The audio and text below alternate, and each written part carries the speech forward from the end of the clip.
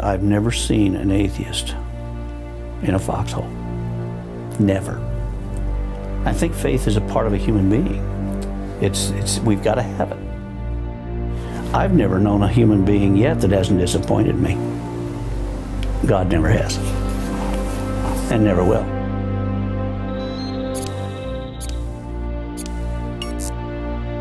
This is the All Veterans Memorial Park, I guess you'd call it. Again, it's a vision that came about a lot of years ago, went into fruition about probably 5-6 years ago. Kids come out, they bring them out here in the spring, and we're able to talk to the high school kids or the grade school kids and tell them what this is all about and what it means to us and what it means to the veterans and the families, because a lot of these guys are gone. If people didn't have faith, and if you go back and take a look at the individuals, even over the course of our history and so forth, the greatest leaders, the ones that took us through and moved us through the most difficult times, were people of faith. The faithless didn't do that. It was the people of faith that did that. George Washington was a man of faith. The United States exists as a result of a miracle. Why in the world would any country believe that a ragtag army could defeat the most powerful nation in the world and become an independent nation? How'd that happen? And then we have these two. This is always American flag on these two flags.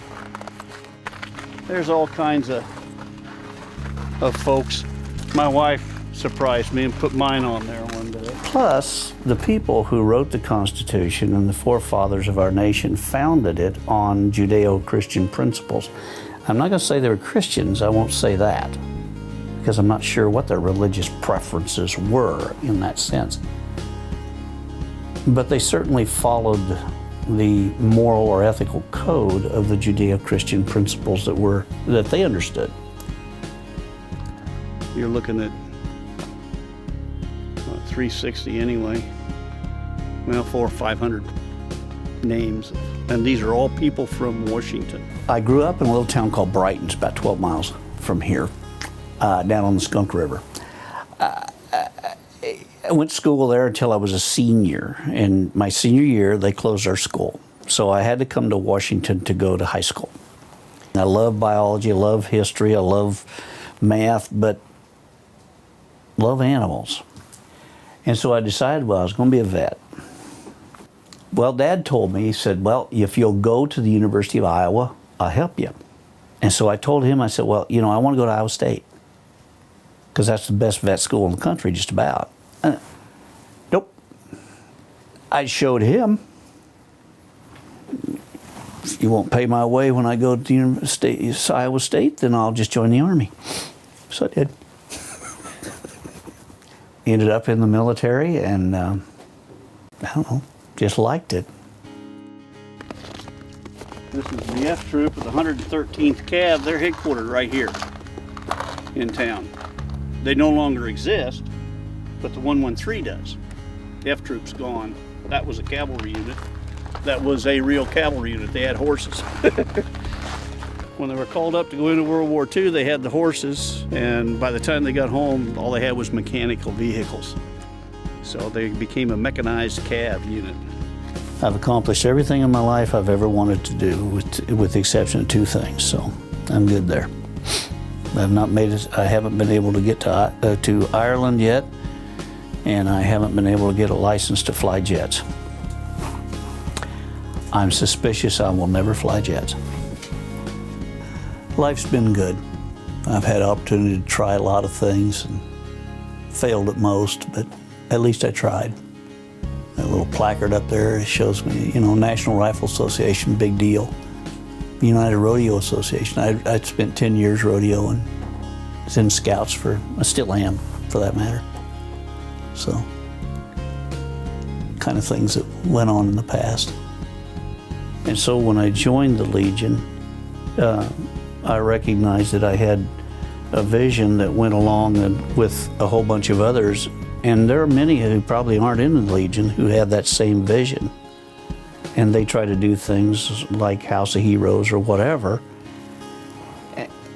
But without that mutual support of all those people, then it's really not very big. It really doesn't do much.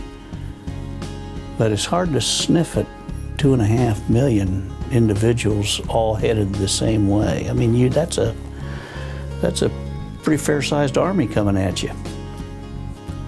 And I think Congress and a lot of others have caught on to the fact that we may not represent all veterans by any shape of imagination, but we certainly represent a bunch. And I want to be a part of that. This is the one that I'm proud of right here, B Battery, the 335th Field Artillery Battery. That's 87th Infantry Division. That's the Battle of the Bulge. I don't know, they used to have meetings and there'd be 60, 70 of them. I think the last meeting there's 4. So now we're telling their story during the summer, and then when the kids come out, they bring them out here in the spring, and we're able to talk to the high school kids or the grade school kids and tell them what this is all about and what it means to us and what it means to the veterans and the families, because a lot of these guys are gone. As long as we are going to be sending our young men over to weird countries and getting them injured and so forth, I think I need to help take care of that. I think I owe them. It's an obligation. Somebody took care of me, so I'll take care of them.